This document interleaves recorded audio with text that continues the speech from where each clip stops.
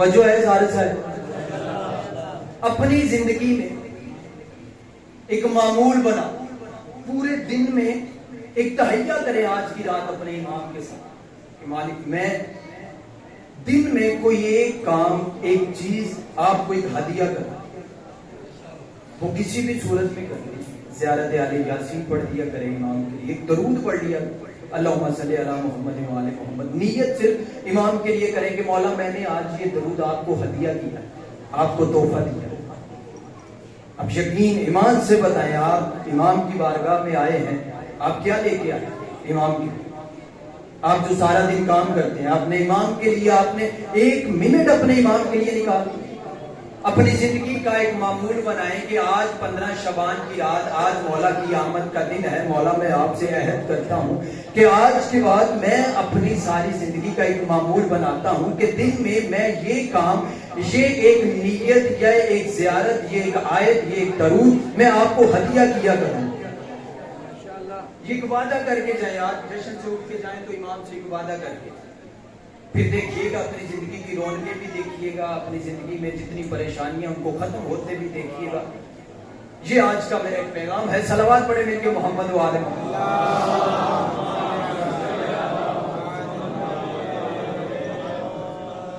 امام تشریف شب نیمہ شعبان، بی بی حکیمہ خاتون کہتی ہے کہ میں سرکار امام حسن عسکری علیہ السلام کے گھر میں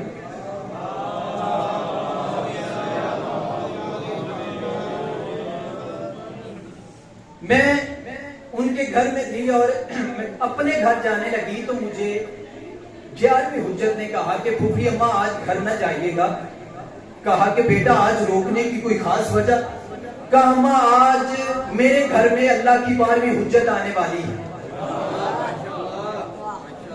بی بی حکیمہ خاتون کہتی میں حیران ہوئی کہ میں نے نرجس خاتون میں ایسے کوئی آثار نہیں دیکھے جن کے عورتوں کے ہاں صبح بچہ پیدا ہونے والا ہو۔ کہتی میں نرجس خاتون کے پاس گئی، ہم دونوں نے نماز مغربین ادا کی۔ نماز مغربین ادا کرنے کے بعد ہم نے کچھ دیر کے لیے آرام کیا۔ آرام کرنے کے بعد نماز تہجد کا وقت ہوا، ہم نے نماز شب ادا کی۔ نماز شب ادا کرنے کے بعد وقت متصل ہو گیا نماز فجر کے ساتھ، ہم نے نماز فجر ادا کی۔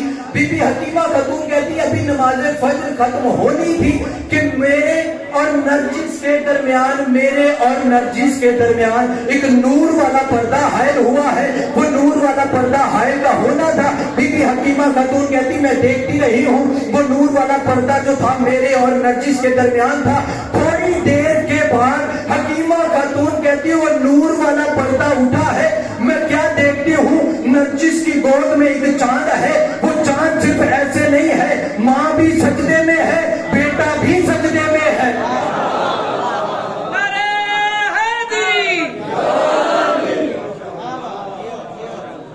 ماں بھی سجدے میں، بیٹا بھی سجدے میں ہے۔ آخری جملہ پڑھ کے آپ سے دعا لینے لگا۔ سرکار بی بی نرجس خاتون جناب شمعون کی نواسی، سرکار ابراہیم علیہ السلام کے 2 بیٹے، ایک کا نام اسماعیل، ایک کا نام ہے اسحاق۔ جناب ابراہیم علیہ السلام کے 2 بیٹے، ایک کا نام ہے اسماعیل، ایک کا نام ہے اسحاق۔ جناب اسحاق سے جناب یعقوب ہے، جناب یعقوب سے پھر 4414 نبی چلے، 4414 نبی آئے ہیں۔ اسحاق کی لڑی سے آخری نبی ہے جناب عیسیٰ۔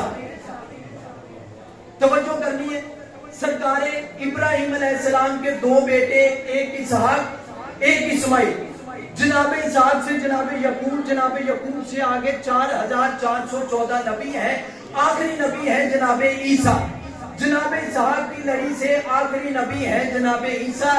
جناب اسماعیل کے بعد کچھ عرصے کے لیے نبوت کا دروازہ بند ہوا ہے، اس کے بعد پھر آخری نبی آئے ہیں، وہ جو ہمارے نبی ہیں، آخری نبی سرکار محمد مصطفیٰ صلی اللہ علیہ وآلہ وسلم آئے ہیں۔ اسحاق کی لڑی سے 4414 نبی چلے ہیں، آخری نبی ہے جناب عیسیٰ۔ اسماعیل کی لڑی سے نبی نہیں ہے، بیچ میں خاندان آئے ہیں، کعب آئے ہیں، کدار آئے ہیں، ہاشم آئے ہیں۔ عبد المطلب آئے ہیں، ابو طالب آئے ہیں، ابو طالب سے علی ہے، علی سے حسن ہے، حسن سے حسین ہے، حسین سے سجاد ہے، سجاد سے محمد باقر ہے، محمد باقر سے جعفر صادق ہے، جعفر صادق سے موسیٰ کاظم ہے، موسیٰ کاظم سے علی رضا ہے، علی رضا سے محمد تقی ہے، محمد تقی سے علی نقی ہے، علی نقی سے امام حسن عسکری ہے، اسماعیل سے لے کے امام حسن عسکری تک یہ ایک لڑی ہے۔ ابراہیم کے دوسرے بیٹے جناب اسحاق ہے، اسحاق کے بعد یعقوب ہے، یعقوب کے بعد 4414 نبی ہے، جناب عیسیٰ ہے، عیسیٰ جو ہے وہ اسحاق کی لڑی سے آخری نبی ہے، سرکار محمد مصطفیٰ اسماعیل کی لڑی سے آخری نبی ہے، عیسیٰ کے بھی 12 جانشین ہے، سرکار محمد مصطفیٰ کے بھی 12 جانشین ہے، جناب عیسیٰ کے 12ویں جانشین کا نام شمعون ہے، شمعون کی نواسی کا نام نرجس خاتون ہے، سرکار محمد مصطفیٰ کے 11ویں جانشین کا نام حسن عسکری ہے۔ ادھر سے نرجس خاتون اور امام حسن عسکری علیہ السلام کا عقد ہوا ہے۔ جو لڑی ابراہیم سے جدا ہوئی تھی امام زمانہ پہ آ کے ایک ہو گئی، اب جو میری اور آپ کی آخری حجت ہے وہ ننہال کی طرف سے اسحاق کا بیٹا ہے، تتیان کی طرف سے اسماعیل کا بیٹا۔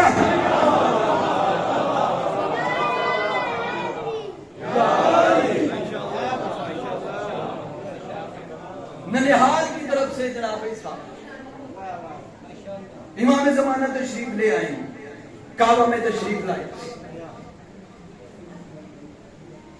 کعبہ میں تشریف لائے، ظہرین کا وقت، مغربین کا وقت آئے، صفے بچھ جائیں، ماننے والے آ جائیں، انبیاء آ جائیں، جناب عیسیٰ آئیں، جناب خضر آئیں، سب اکٹھے ہو جائیں گے۔ قول معتبر فی امام المنتظر ڈاکٹر طاہر القادری صاحب کی کتاب ہے، اس میں انہوں نے ایک جملہ لکھا ہے کہ جب نماز مغربین کا وقت ہوگا صفیں بچھ جائیں گی، امام مصلی امامت پہ کھڑے ہوں گے اور مولا کی عین پیچھے جناب عیسیٰ ہوں گے۔ ایک وقت امام زمانہ عیسیٰ سے کہیں گے عیسیٰ آگے بڑھو اور مجھے نماز پڑھاؤ، آگے بڑھو اور مجھے نماز پڑھاؤ۔ قول معتبر فی امام المنتظر طاہر القادری صاحب کا جملہ ہے کہ امام زمانہ عیسیٰ سے کہیں گے عیسیٰ آگے بڑھو اور مجھے نماز پڑھاؤ۔ اتنا جملہ کہیں گے کہ عیسیٰ تھر تھر کانپنے لگ جائیں گے۔ جو امام زمانہ کا جشن منانے کے لیے آگے بیٹھے ہوئے ہیں، دعا لینے لگا ہوا آخری جملہ دے کے عیسیٰ تھر تھر کانپنے لگیں گے، ہاتھوں کو جوڑ کے کہیں گے مولا میں اور آپ کو نماز، بادشاہ آپ بطول کے بیٹے، میں بطول کی کنیز کا بیٹا ہوں، مولا میری کیا مجال کہ میں آپ کو نماز پڑھاؤں۔ اب عیسیٰ کون ہے؟ نبی ہے، صاحب شریعت ہے، صاحب کلمہ ہے، صاحب کتاب ہے، معصوم ہے، طیب ہے، طاہر ہے، پاکیزہ ہے۔ عیسیٰ صاحب شریعت بھی ہے، صاحب کلمہ بھی ہے، بطول ماں کا بیٹا ہے، طیبہ ماں کا بیٹا ہے، طاہرہ ماں کا بیٹا ہے، پاکیزہ ماں کا بیٹا ہے، ماں بھی طیبہ ہے، ماں بھی طاہرہ ہے، ماں بھی بطول ہے۔ ارے جب بطول ماں کا بیٹا